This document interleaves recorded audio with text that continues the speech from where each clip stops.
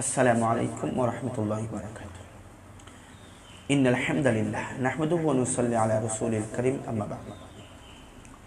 সম্মানিত বন্ধুগণ,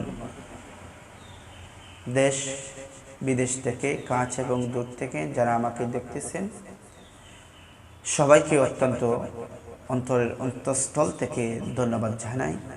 তো প্রিয় বন্ধুগণ, আজকে যে আলোচনাটা, যে পরামর্শটা নিয়ে আমি আপনাদের সামনে হাজির হয়েছি, আপনারা ধৈর্য সহকারে তা শুনবেন এবং আপনাদের জীবনের সাথে তা মিলিয়ে দেখবেন। যারা যৌন রোগে ভুগতেছেন, লিঙ্গ শক্ত হয় না, মোটা হয় না, তাজা হয় না, উত্তেজিত হয় না, স্ত্রীকে সময় দিতে পারেন না, তাদের জন্য আজকের এই ভিডিও। অনেকেই দীর্ঘক্ষণ সহবাসের কথা বলে, তাহলে যদি আপনি দীর্ঘক্ষণ সহবাস করতে চান, ঠিক আছে, যে দুনিয়ার মধ্যে যেটা চাহিদা আছে, যেটা আত্মা পরিতৃপ্ততা আছে, সবচেয়ে বেশি হলে যৌন সঙ্গমে তার পরিতৃপ্ত। তো যারা চান দীর্ঘক্ষণ স্ত্রীর সাথে সহবাস করতে, তাদেরকে আজকে আমি একটা রেমেডি বলে দেব। আপনারা ধৈর্য সহকারে তা বুঝে নেবেন, বারবার দেখে বুঝে নেবেন। এই রেমেডি শুরু করার আগে আপনাদেরকে একটা কথা বলি, আমার চ্যানেলকে সাবস্ক্রাইব করবেন, আমার সাথে থাকবেন, আর আমার জন্য দোয়া করবেন, আর আমি আপনাদের জন্য দোয়া করব।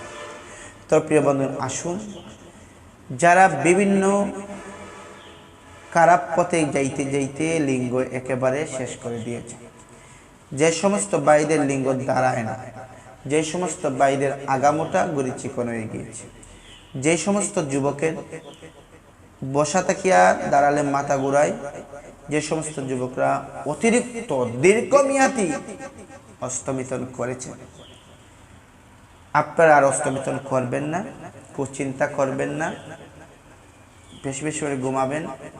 স্ত্রীর সাথে যদি আনন্দ করতে চান, তাহলে আমার রেমেডিটি আজকে আপনারা শুনুন। 1 নম্বরে হচ্ছে রসুন, 2 নম্বরে আদা। এই দুইটাকে পানির সাথে অল্প 3-4 চামচ পানির সাথে মিশে ব্লেন্ডার করবেন।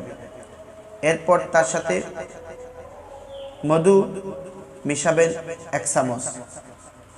বালকটিকে নাড়াচাড়া করে আপনি তা প্রত্যেক দিন রাতের বেলা সহবাসের আগে এবং প্রত্যেকদিন সকালবেলা খালি পেটে আপনি সেবন করেন। দেখবেন যাদের যৌনশক্তি একেবারে কমে গিয়েছে, তারা তাকে বিছানায় কাঁপাতে পারবেন, স্ত্রীকে আনন্দ দিতে পারবেন, দীর্ঘক্ষণ ইন্টারকোর্স করতে পারবেন। তো প্রিয় বন্ধুগণ, সকলে ভালো থাকুন, সুস্থ থাকুন। আসসালামু আলাইকুম ওয়া রাহমাতুল্লাহ।